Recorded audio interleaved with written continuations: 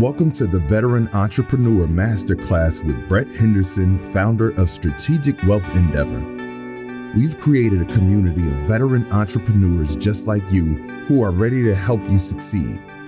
Our podcast provides expert advice and resources so you can overcome any obstacle in your way. With the help of Brett and veteran guest experts, you can build a battle-ready business mindset to take your company to the next level. Thank you for listening to the Veteran Entrepreneur Masterclass. Now, on to the show. Marines, Navy, well, they're related, right? But then all military vets are related, aren't they? Brett's guest is a Navy vet who's also an alum of Blackstone, where he weathered the financial crisis living in the hedge fund world. Andrew Deck was also the co-founder of Blackstone's commodity fund. Before, he moved on to Kylix Investment Advisors and Mariner Investment Group, and that was before he co-founded Covax Data. All right, Brett, you got to take it from here, because if I start talking about data security, digital identity, and blockchain, I get so intrigued, so in-depth, I can't stop. The focus here, though, is you and Andrew, so go for it. Patrice, you can take over if you want. I can have an off day. That'd be fine. I love the blockchain concept, but go, talk. All right. Andrew, how are you, brother? I'm doing well. How about yourself? I'm doing great. Appreciate you being here. So a little background, you and I met maybe a month or so ago from LinkedIn. Yeah. Yep, and didn't know each other at all. And with 5-minute conversation of what's up, pass the gut check, mutual gut check. You passed mine. Did I pass yours? Absolutely. We're here, right? Exactly. And that first 5 minutes turned into what, 20? I think we made each other late for some meetings. Yes. And the main thing for me, humbly, I'll share, I've been in the investment world for 20 plus, actually not 20 plus years, thankfully, 18, almost 20 years. And so Merrill Lynch and UBS. And then I saw all the names of the companies you've worked for and with and been part of. And humbly, I was very intimidated by calling you. It's like, dude, this dude's 10 times smarter than me. And I have a bunch of alphabet soup after my name. I'm like, this dude gets it, Blackstone, whatnot. You've been some big companies. But looking at your background in the Navy, I knew you're salt of the earth. And so that's why I'm like, okay, I'm going to call this guy and hear his story. So I just want to give you mad cred before we begin. Like I was intimidated to call you at first with everything you're doing. I appreciate that. And I think very quickly that wore off very quickly. Not in a bad way. But like you said, salt of the earth. And I was an outlier at those places. I wasn't the Ivy League education. I wasn't the legacy into Harvard or the legacy onto Wall Street. I took a different route there, and it really benefited me. But at the same time, it kind of put you in company that you were always a bit of the outlier. I think I wasn't going to go there, but you just hit a topic or a point that I think so many veteran entrepreneurs, just veterans, I don't even be entrepreneur, just veterans in business feel where you are an outlier and you are judged and you are held to a different standard and there are stereotypes, some good, some bad. Right. And we have to deal with both sides of that.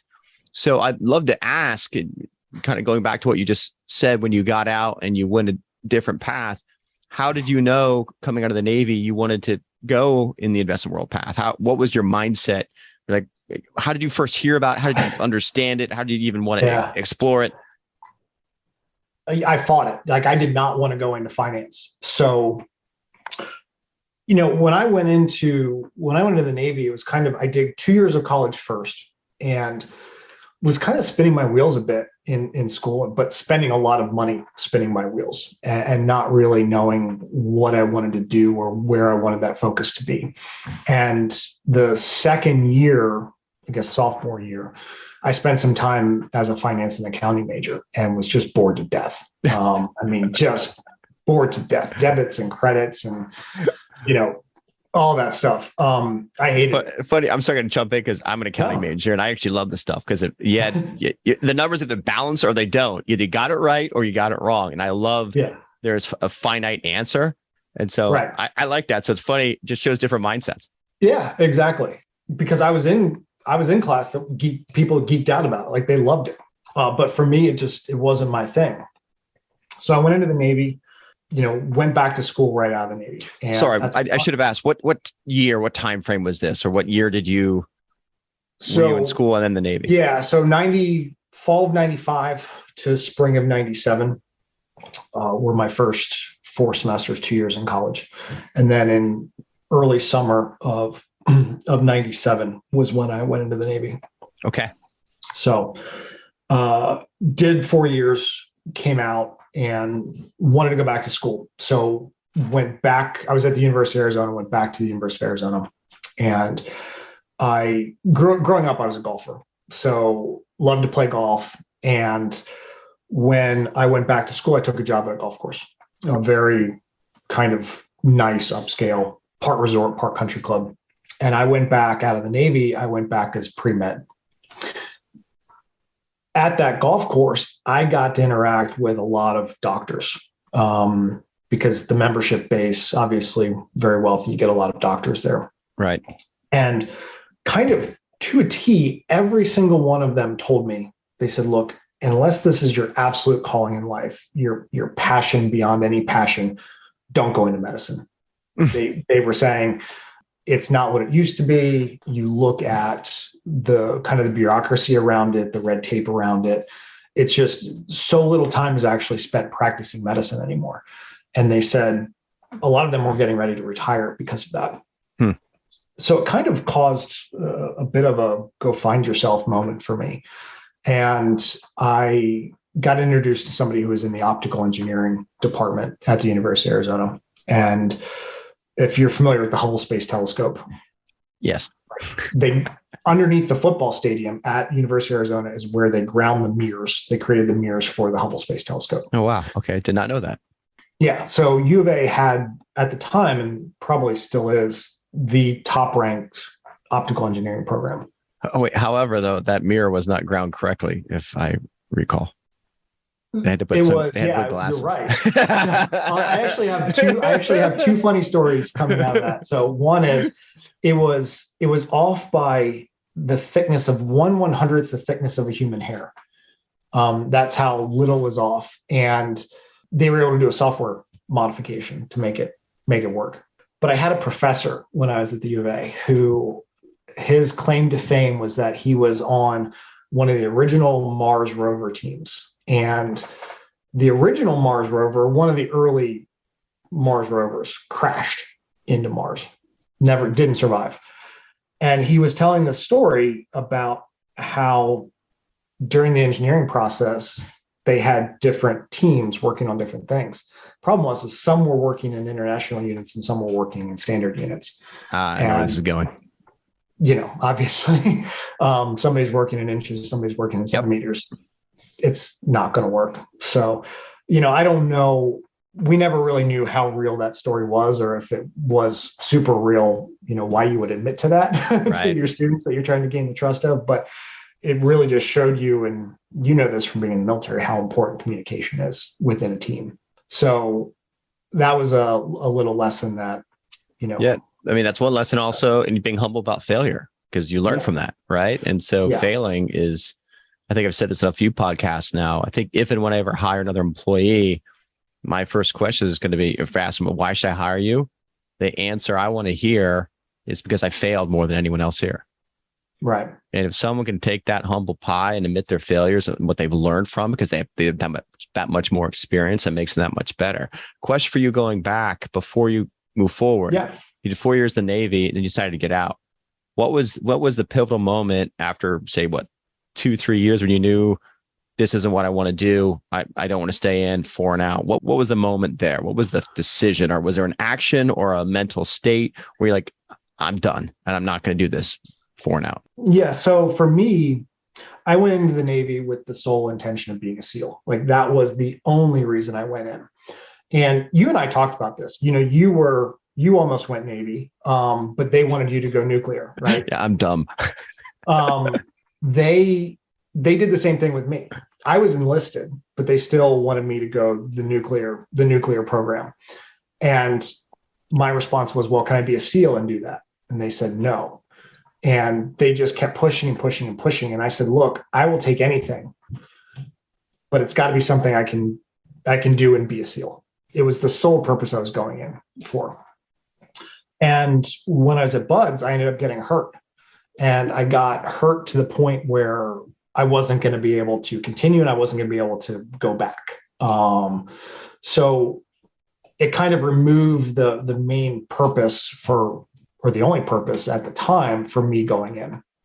Now, I still made the best of it. I went off and I did various things, primarily search and rescue that I absolutely loved when I was doing it, and really made for kind of an eventful and interesting time in. But, it wasn't why I was there. And with that kind of removed, I just said, this isn't this, fleet life, regardless of what it is, not for me. Actually, I appreciate you sharing that. And that's you had a goal. That goal is unattainable. You didn't ring the bell, but you went a different course because you had a mindset or goal, and that was no longer palatable. All right, pull on to the next. Yeah. I think that makes perfect sense to me. Yeah. So, back to the finance thing, Please. To make the story shorter, I was playing golf with a guy who was in finance, and he was a mortgage bond trader at the time. And we would play golf and we would go and have a few beers afterwards. And he learned through all of this that I was an engineering major. And engineering majors, or engineers in general, are kind of, at least at the time, fairly sought after in the finance world for a number of reasons. The math background, lack of emotion, kind of that logical approach to problem solving and things like that. And he just kept pushing me. And at the time, I was focused on both my education, but also I wanted to play professional golf. So I was focused on those two things. And I just fought him. I was just like, finance bores me. Like, I can't imagine sitting at a desk trading mortgage bonds. And that sounds awful to me. And his partner in all of this was a senior partner of Blackstone. So you're starting to see kind of the path here starting to form. Relationships. Anyway, fast forward like 8 months, and I get a call from him. Got out of an 8 a.m. class. I got a call from him, and he's just said, "Hey, come into the office. Hal's in town. Hal Lindquist is the senior partner of Blackstone. He was also the partner in this guy's mortgage shop. Hal's in town. I want you to meet him." I said, "Pete, I'm in shorts and a t-shirt. I haven't shaved in a week. I just got out of an 8 a.m. class. Like, I'm in no shape to interview." And he's just like, "You probably look better than anybody in this office. Just get in here." And I went in and I met with Hal Lindquist, and we chatted about all kinds of things, just from math to the military to markets, and just really hit it off. And, long story short, I did a summer internship and really never left. And that was 2002. And then 5 years later, Blackstone was getting ready to go public. And as a result, Hal, being a senior partner, had to clean up some outside interests. And one of those was a company that I worked for. So he shut that company down, and I moved over to Blackstone. Okay. So that's the power of relationships. That's exactly. So now, okay. And then, so you were there for how many? 5 years, you said? Before I went to Blackstone. Oh, okay. So you did 5 years and then you went to Blackstone. So you said, I thought you said you had the internship. Is that internship? Yeah, so I did the with the internship subsidiary? with them, for 5 years. Okay. And then went to Blackstone. Okay. And then after Blackstone, what was next for you? So after Blackstone, I went to Covax, which was a hedge fund originally that was part of Blackstone, and then spun out when, kind of in the aftermath of the financial crisis, Blackstone decided to get out of the hedge fund industry, like specifically the buy side of the hedge fund industry, running individual hedge funds. They still kept their fund of hedge funds and things like that, but actually having proprietary hedge funds, they decided to get out of that business. So with you though, were you in that subsidiary and they moved you over, or? No. So I was in one part of Blackstone called the fund of hedge funds. And that's where I was hedging out risk and creating a commodity fund or co-creating a commodity fund. And they were getting ready to launch an Asia Pacific driven hedge fund, an internal proprietary hedge fund. And I got moved over to there. And so for like a year, maybe a little bit more, I was commuting back and forth to Hong Kong. So I spent a good part of my life in New York and a good chunk of it in Hong Kong as well. And I was actually getting set to move to Hong Kong when they pulled the plug on the hedge fund businesses in its entirety. So the fund I was with never launched. How long were you setting that up? A little over a year in total. So you've got a year vested, you're setting something up that never came to fruition. How does that feel? It's a gut punch. I mean, it's an absolute gut punch. Did you take it personally? Did you think it was you? No, I knew better. I had spent so much time with Hal, and he's a senior partner there. I got to know some of the very senior people before and after I went there. And no, I didn't take it personally. It was a business decision. And it wasn't like, hey, how do we screw these guys over? Or we don't even care about these guys. Because you were still on board. They weren't like the deal's done and you're out. Like that, the deal's done, you're just not on that deal anymore. Yeah. And they offered to send me back to the fund of hedge funds within Blackstone. But at the same time, Kylix, which was an internal fund, decided to spin out and just keep the fund going on their own. And they offered me head of risk and trading. So I decided, after talking to that team and understanding what the model was going to be spinning out of Blackstone, what it was going to look like, I decided to go over there instead. So it's kind of like moving in with an aunt and uncle. Yeah, a little bit. All right. Gotcha. I can relate to that.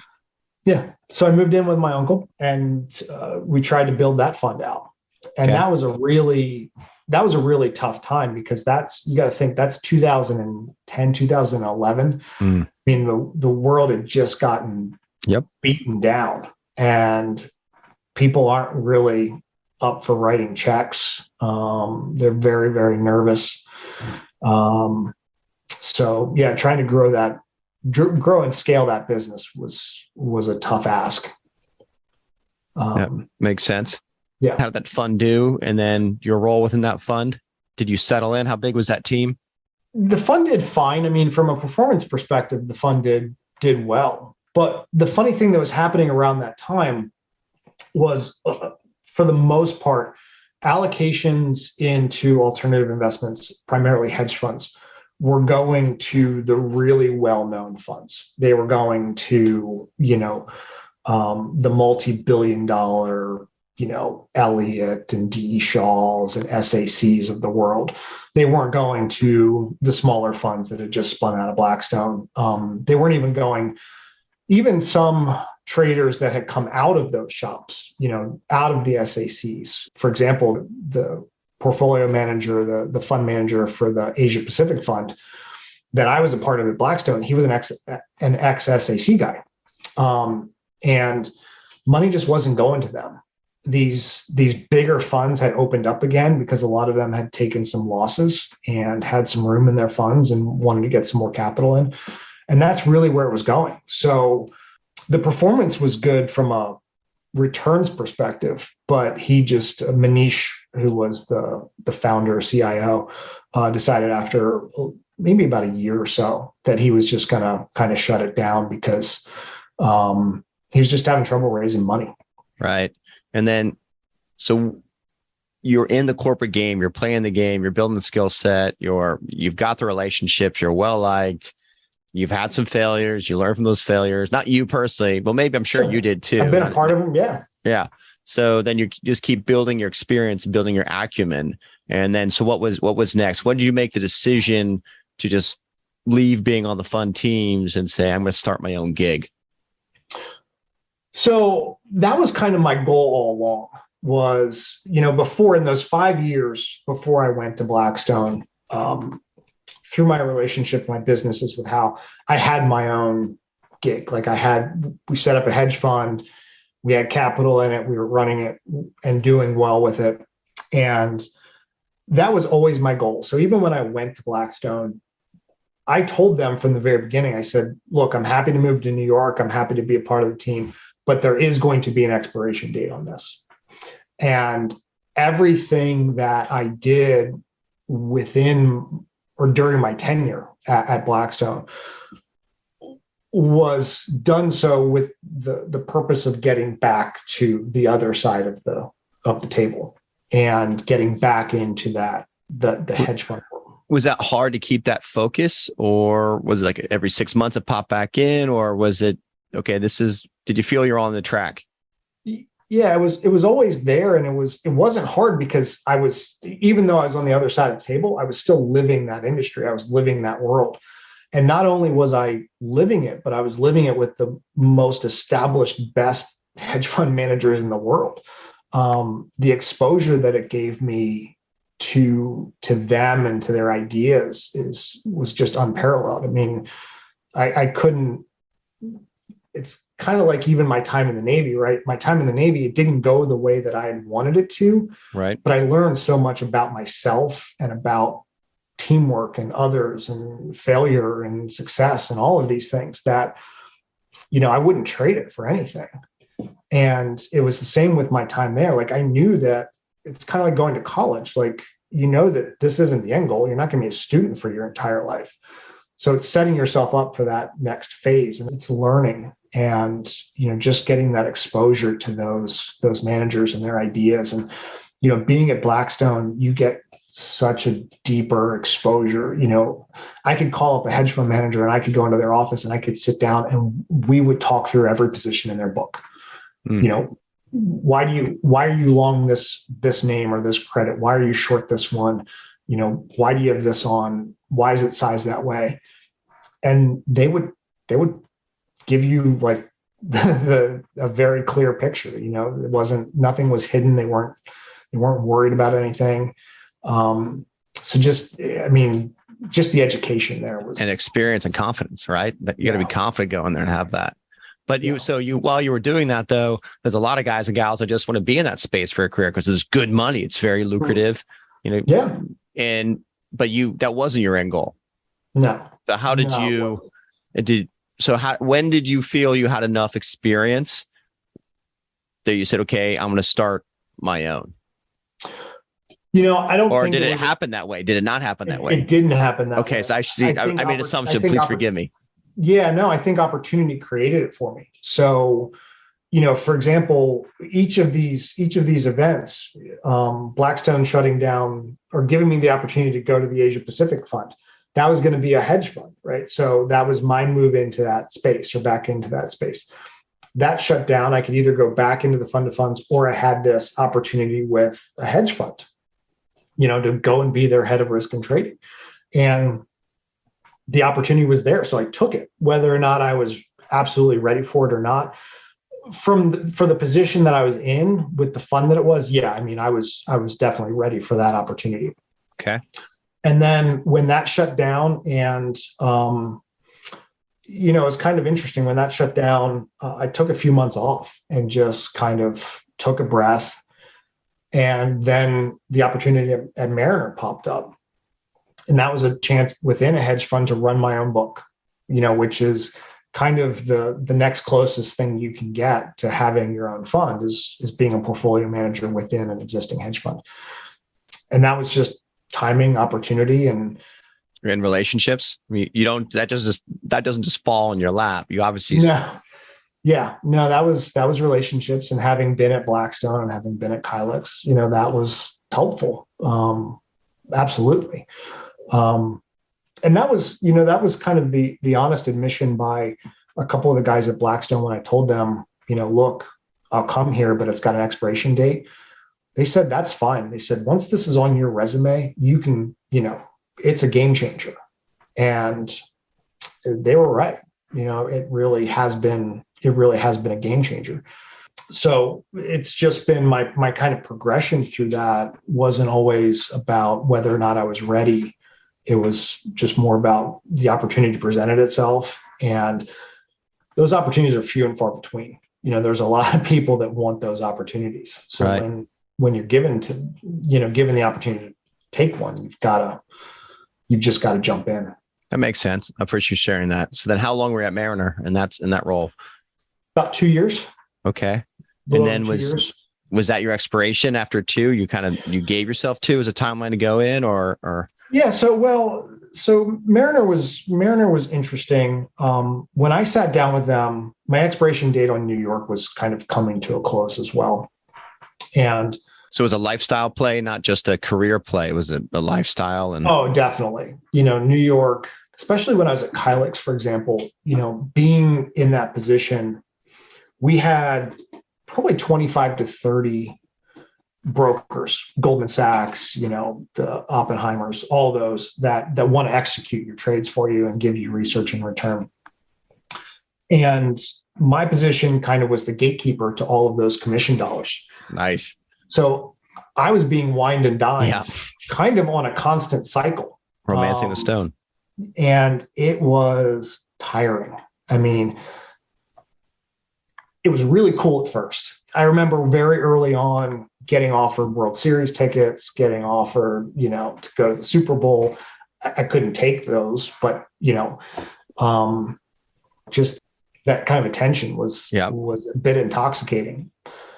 But after a while, it just got tiring.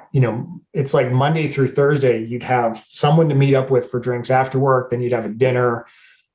So you go into the office at 7 a.m., you're out kind of schmoozing until 9, 10 o'clock at night, drinking. It's just from a lifestyle perspective, it is not sustainable. And I remember I walked in to meet this old time trader, like old school trader, at Porcini. I can't remember the name. It's gone now. But that's okay. Met him at the bar, and in the time I drank 2 beers, he drank 6. And then the bartender came over and said, "Hey, do you want another one?" He goes, he was being completely honest. He's like, "No, I've got to drive, so I'm going to switch to Chardonnay." So he quit drinking beer and switched to wine. And I was just like, I looked at this guy and I'm like, no, like this, that was a moment for me where I was just like, I can't be that guy in 20 or 30 years that is, 6 beers deep, switching to Chardonnay because I have to drive home. Right. That makes sense. That's not the life I want. Yeah. So, okay. So then when did you go from being there in the world, being wine and dine, it's safe, it's secure, you've got relationships, I'm sure you're making decent money, right? And so you were still in New York at that time. So how many years consecutively were you in New York? 5. Okay. About 5. Okay. Wine and dine for the last 2? Yeah. And then you're like, okay, I'm getting a little fat, a little tired. Get it. Yeah. Fat, dumb, and happy, I guess. Yeah. Or fat, dumb, and tired. Yeah. Yeah. So when I sat down with the CEO at Mariner, I said, look, I'd love to do this, but I don't want to be in New York anymore. And he said, that's fine. He said, we'll set you up wherever you want to be. And I said, California? He said, fine. He said, you've got to come back every month to 6 weeks or something like that. But so that's when I moved to Del Mar and set up a little office in my house in Del Mar. And that was that.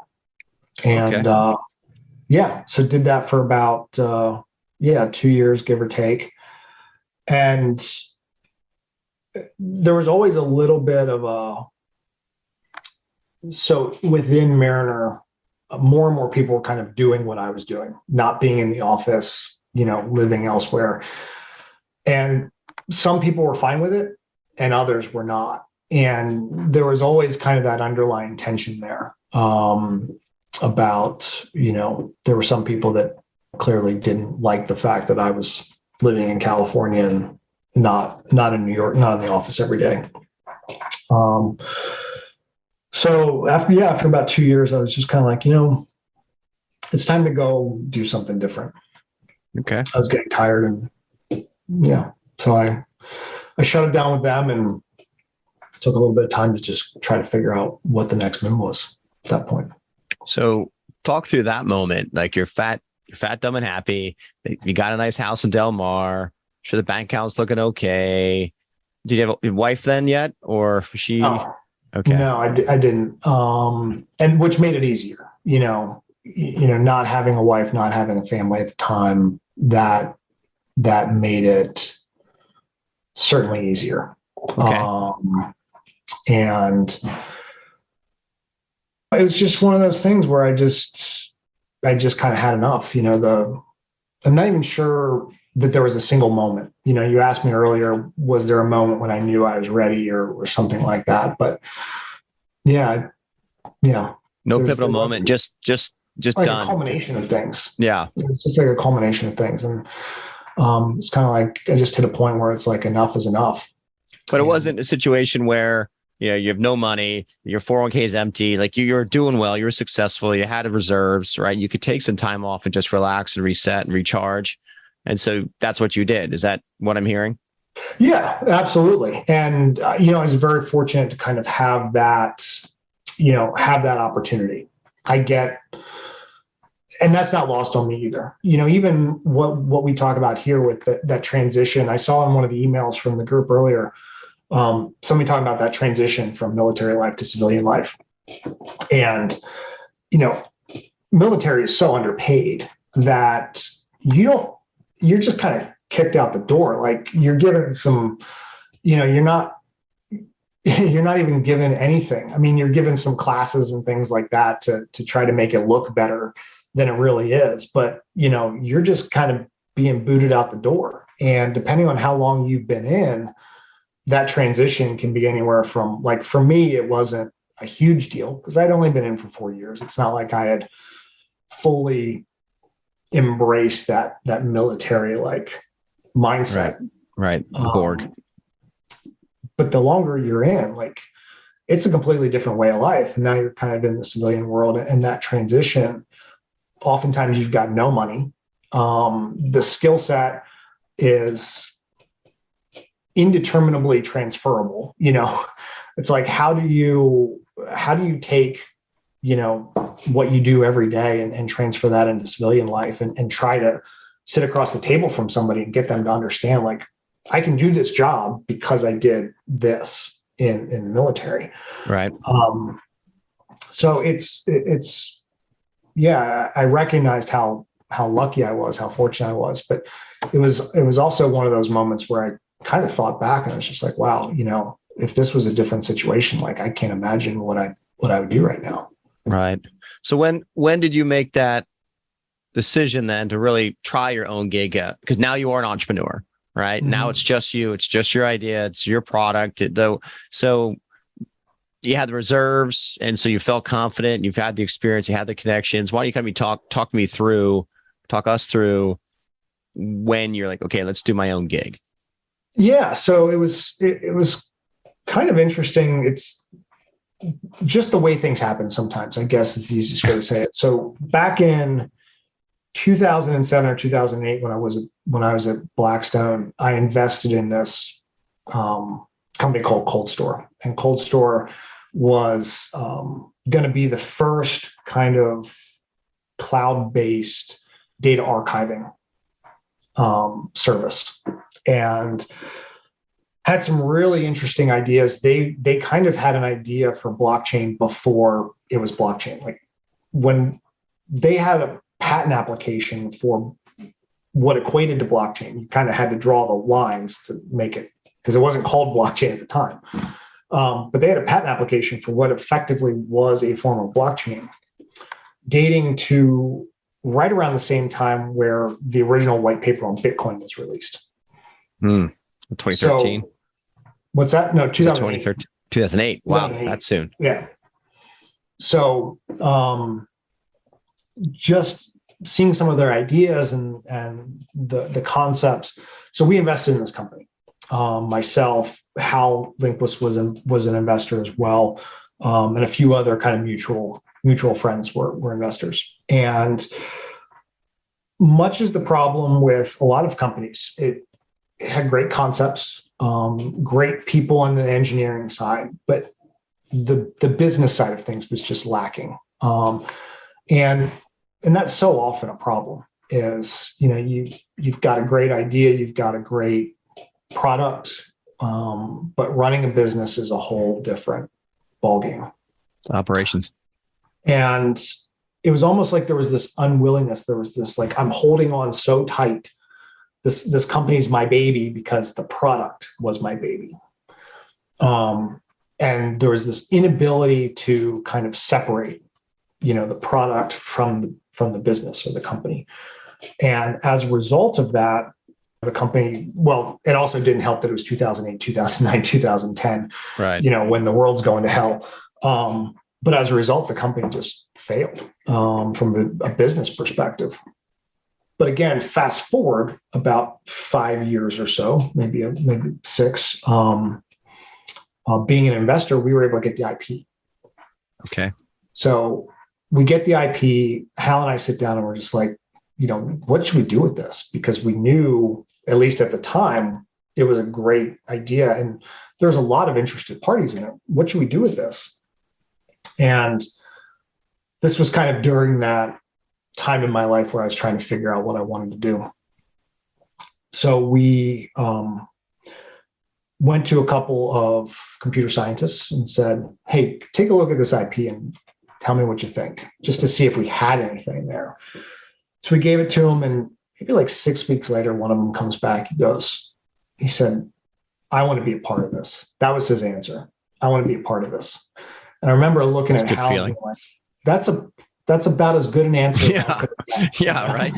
He could have gone into computer language all he wanted and say, the code does this and the code does that. But when he said, I want to be a part of this, that kind of summed everything up.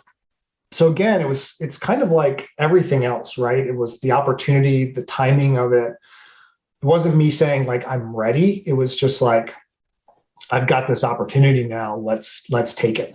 But by and large, this has been the biggest challenge I've faced. This company, this entire thing from day one back then until, to where we sit today, and tomorrow's going to be a challenge. It's been the biggest challenge I've faced. Why do you say that? Why do you feel it's such a big challenge, and why is it not getting easier? Well, markets are markets, right? Whether you're the biggest hedge fund in the world, Bridgewater, or you're some high school kid with a Robinhood account, markets are markets. And right. You can access them. They're, I don't want to say fair to everybody. They're more fair to some people than others, but you still get access to them. The price that I pay for a stock is, if we bought it at the same time, is going to be right around the price that you pay for a stock. Markets don't care who you are, right? For the most part. Business development, growing a business, that's so not true. I mean, just, it's an entire different thing, because not only do you have product development, you've got the operation side of things, like we talked about, you've got the sales side of things. So now, it's almost like the old stockbrokers in a way, where you had to convince somebody to go buy Ford stock or have them buy Ford stock for you, something like that. You've got this product, now you've got to convince somebody to buy it. That's challenge number one. Then you got to convince enough people to buy it.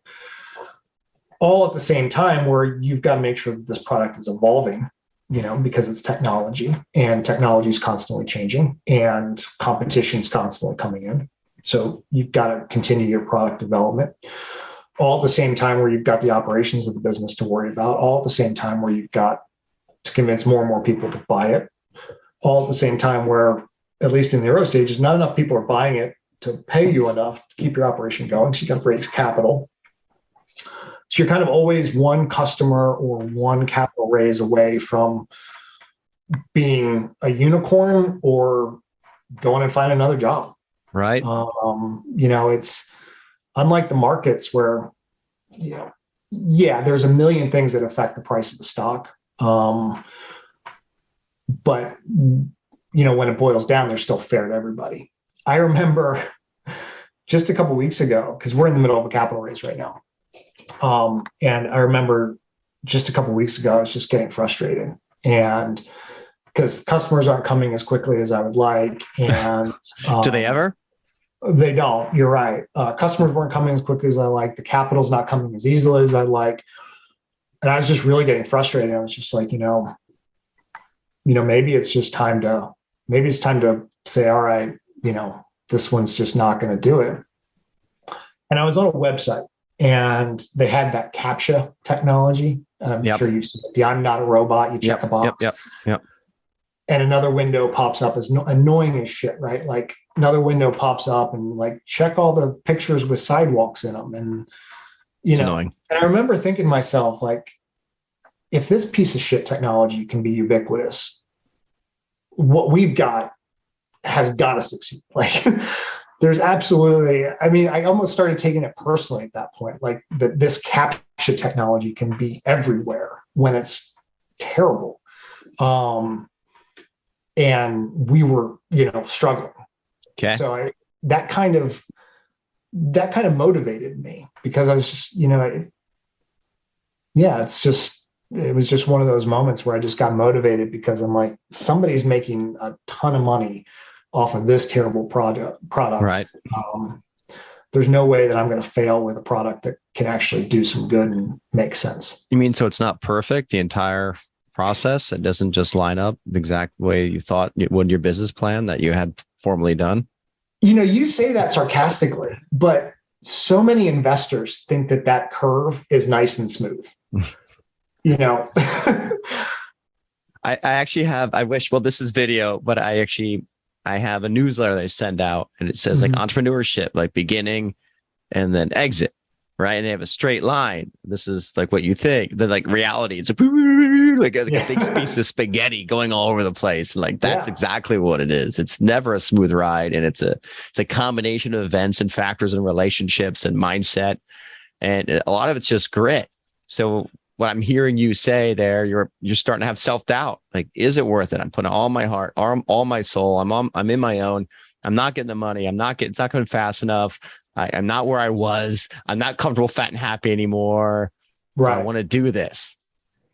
Right. Absolutely. That is the spot. And then now I will ask you then, so you're in that low point, then you saw that CAPTCHA thing. And then what is it about you? Where you're like, F this. I'm not done. If these idiots can do it, I can do it, and I will do it. When was that spark, or what were you telling yourself then? I remember. So that night, it was late at night. I was working, and I just remember being down kind of most of the day. Like maybe like you said, that self-doubt.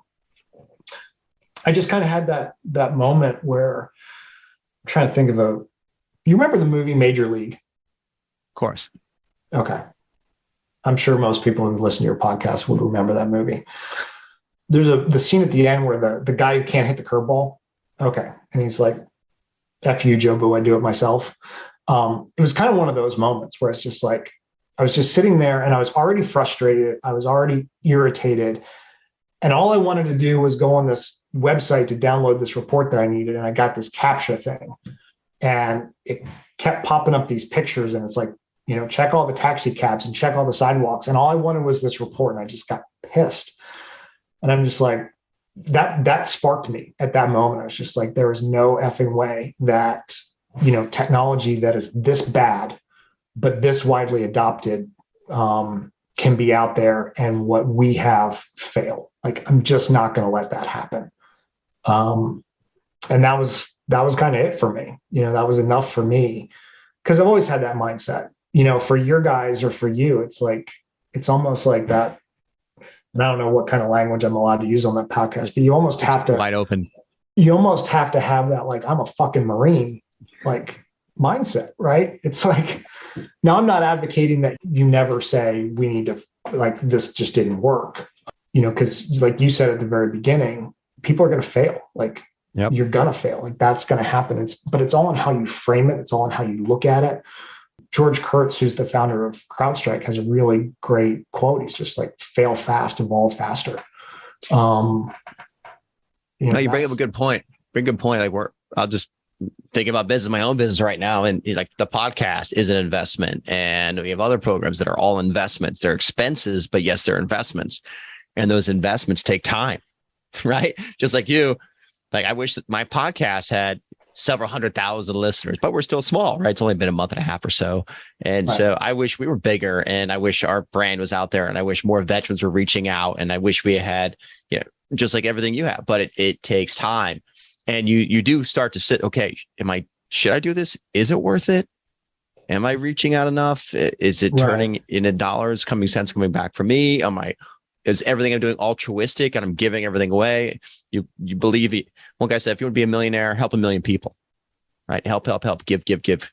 And that's all this is trying to give knowledge, give help, but it takes time for whatever to happen. I don't know where this is going to go, right? As this is right now an investment expense, but it's like, I think getting that, all I guess I'm sharing is that I understand and I'm with you. And you just kind of go, you have confidence in yourself, and I have confidence in you. And Patrice, maybe she has confidence in me, but I don't know. Patrice of course I do. All right, there we go. I'm here. But we all have that self-doubt, right? And you just got to, okay, here it is. Go away. Let's roll. Let's fucking roll. And that's I do that. I have it too. And I think a lot of our listeners have that. And that's okay. It's natural. You have that moment, but having the strength, the fortitude, the grit to drive on and not let it beat you and beat it. Right. That's the stamina that makes us different, right? I think that's what it does. So what would you say then, Andrew, like one piece for another entrepreneur like you? Some guys go through different paths. You've gone through a nice New York white collar path. That being said, still, you got your lessons. You've been kicked a little bit and it hasn't always worked out. You've had failures. What is the one lesson you would throw out there to our veteran entrepreneurs? I think it's what we just talked about. Really, it's you're going to have successes. You're going to have failures. To your point about the newsletter, right? It's don't expect that straight line. But when it boils down to it, your listeners are just like me and you, they're vets. Okay. So nothing in their life most likely has ever been that straight line, that nice smooth path. And they've always come out the other side better. So there's no reason for this to be different. It's really just keep believing in yourself, regardless of whether or not anybody else believes in you, because you're always going to have your critics. And frankly, I've often found that the more critics I have, that means I'm probably moving more and more in the right direction. Yeah, you're always going to have your critics. You're always going to have your doubts. You're always going to have your failures and your successes, but just, believe in yourself more than anything. If you've got that self-belief, it will overcome that self-doubt. It will overcome that external doubt or criticism. Just keep that mindset. Like, I'm a fucking Marine. Well, it doesn't, a veteran in general, it could be Navy, could be Air Force, could be anything, even though I am Marine, you're Navy. I think what you just said, in your words, I'll try and sum it in my own words, and I've used it now a couple of times in the podcast, the I and your R, your identity, you're always a 10. Certain roles, your role, you could be 1 or 2. A skill set, raising a business or playing a sport, a new hobby, your role's not going to be strong, but your identity is always a 10. But as you gain experience and you have that grit, that role score will come up. And just know it's okay. To know it's okay. You're not going to always be a 10 at everything all the time, and plow through that. So I think you hit the nail on the head. So if we as veterans and entrepreneurs can know, hey, we're in the cycle of suck right now, it's okay, but we always get through that cycle of suck, and you have to just keep going, or you just sit there. You can't just sit there. Failure's not an option. And that mindset is what works for us. And I think you understand that, and you won't fail. I know you're not going to fail. Right. Well, and to take your INR, know what you know and know what you don't know, and don't cross that line. So if, being an I, you're always a 10. Okay. And maybe there's some R's in this business that you're trying to start where you're a 0 or a 1. Yep. Go find somebody that's a 10 in that R. Partner up with them, pay them something or not, partner with them. It's, 100% of 0 is 0. Exactly. That can make things faster. No, that could definitely make things faster, which is good. So this has been awesome. I'm glad you're here. I think, maybe another 6 months as you continue your path. Sure. I'd love to have you come back. And do you shoot at all now? Do you ever shoot? No, not since I was actually, I haven't. I'm trying to think. I don't think I've even touched a gun since I was in. All right. Well, I may have something for you, Andrew. Okay. How can people reach you? Well, they can find me on LinkedIn, and they can always reach me at can I say an email address? You can say whatever you want. Yeah, Absolutely. it's your plug. So adex02@gmail.com is my personal email. So anybody Alpha, can reach out. Delta, Echo, Charlie, Kilo. Yes. ADEC. Yep. At Gmail.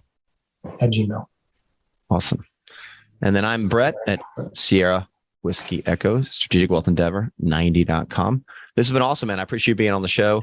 And I honestly, I know you're not going to fail. So I'm looking forward to seeing where this is going in the next 6 months. And next time I come down to San Diego, actually take the train down, go see the ponies. Are you still by Del Mar, or are you San Diego? I split my time. So right now I'm actually sitting up in Oregon. Oh, right now. Actually, I have someone was actually looking for some names in Oregon. So actually we'll talk offline. So yeah, let me know. This could be really good. This is good. Patrice, you're in charge. All right. From Oregon to Del Mar. All right. Or vice versa. Well, everybody follow, subscribe to the podcast, know when the latest episode is ready. And of course, we ask that you share with friends and with colleagues who would benefit from the information or just find it interesting. Thanks for being with us. Thank you for listening to the Veteran Entrepreneur Masterclass podcast. Don't forget to click the follow button to become notified when new episodes become available. Securities offered through IFP Securities LLC, DBA Independent Financial Partners, IFP, member FINRA, and SIPC. Investment advice offered through IFP Investors LLC, DBA Independent Financial Partners, IFP, a registered investment advisor. IFP and Strategic Wealth Endeavor INC are not affiliated. The views expressed are that of the host and are for informational purposes only, and in no event should be construed as an offer to buy or sell securities. Opinions expressed are subject to change without notice and do not take into account the particular investment objectives, financial situation, or needs of individual investors. Neither IFP Investors LLC, IFP Securities LLC, DBA Independent Financial Partners, IFP, nor their affiliates offer tax or legal advice. Interested parties are strongly encouraged to seek advice from qualified tax and or legal experts regarding the best options for your particular circumstances. The information given herein is taken from sources that IFP Advisors LLC, DBA Independent Financial Partners.